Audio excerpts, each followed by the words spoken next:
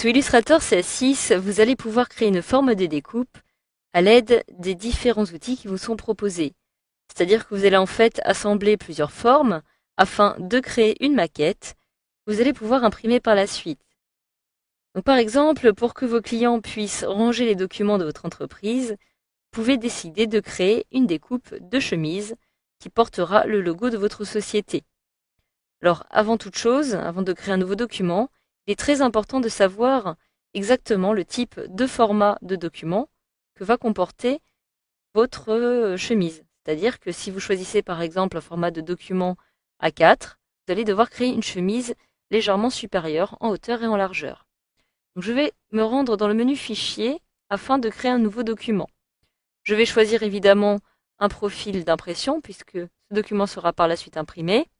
Je vais choisir un seul plan de travail, mais en ce qui concerne la taille, je vais choisir une taille personnalisée.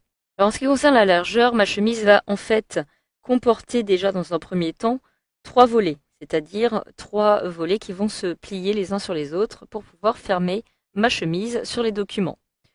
Je vais saisir un total de 55 cm de largeur. Donc les 55 cm vont en fait comporter les 2 volets qui vont faire exactement la même largeur, de 21,5, donc légèrement au-dessus du format A4.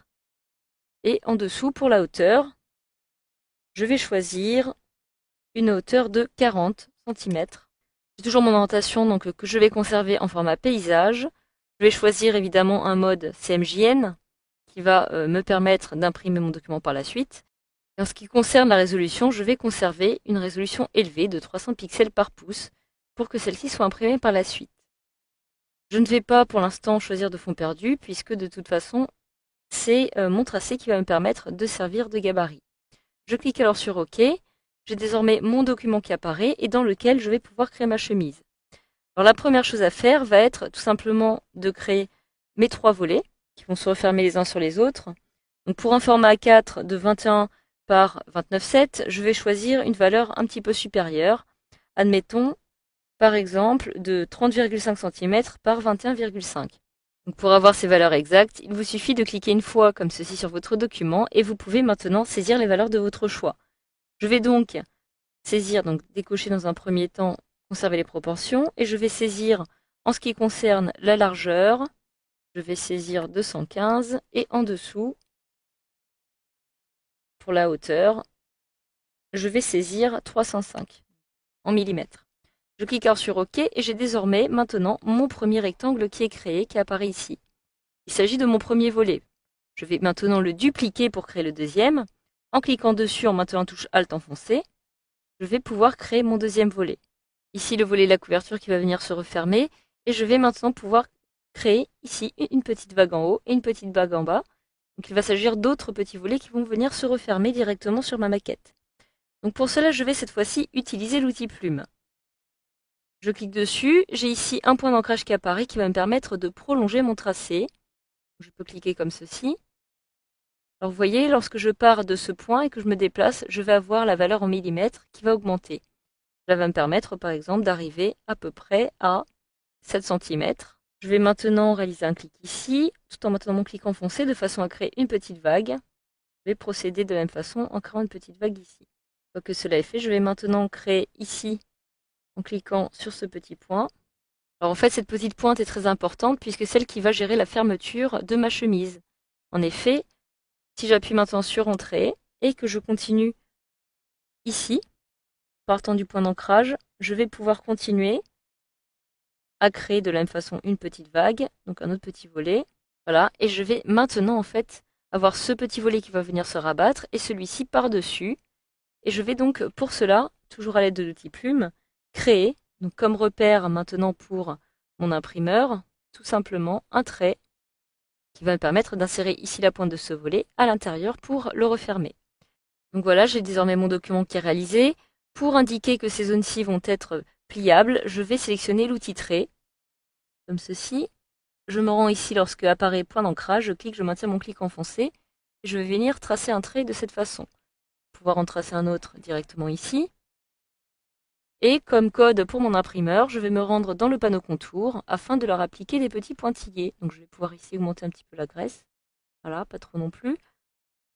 Tout simplement de façon à indiquer qu'il s'agit d'une zone qui va devoir se plier. Il ne faut donc pas la découper.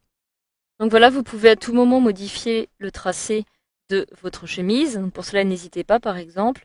Je vais cliquer ici et décider, par exemple, de remonter un petit peu ce point de façon à ne pas rendre la zone, de façon à ne pas rendre cette pointe trop pointue. Alors comme ça, cela me convient. J'ai ici créé les différentes zones qui vont se plier. Je peux maintenant créer une autre directement ici, comme ceci, toujours en appliquant des pointillés. Voilà.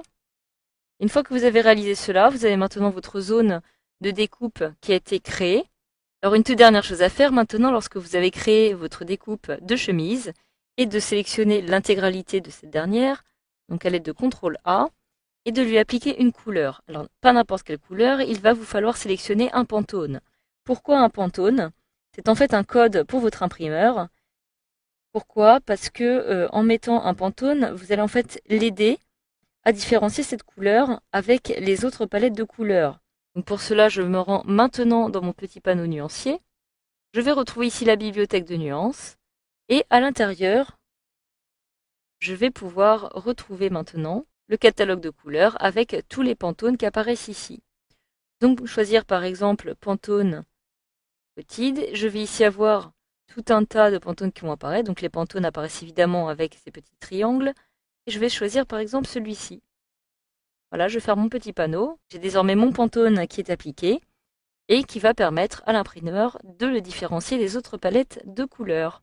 Donc voilà, il ne vous reste plus maintenant, si vous le souhaitez, qu'à appliquer le logo de votre entreprise, une image de fond, etc.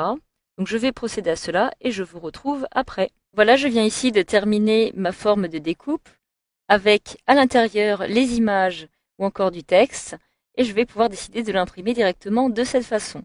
N'oubliez pas à chaque fois qu'il est important de conserver le contour en Pantone pour votre imprimeur. Vous pouvez donc maintenant décider d'imprimer votre document. Et vous savez donc, grâce à ce module de formation, comment réaliser une forme de découpe, forme de chemise, pour vos clients sous Illustrator CS6.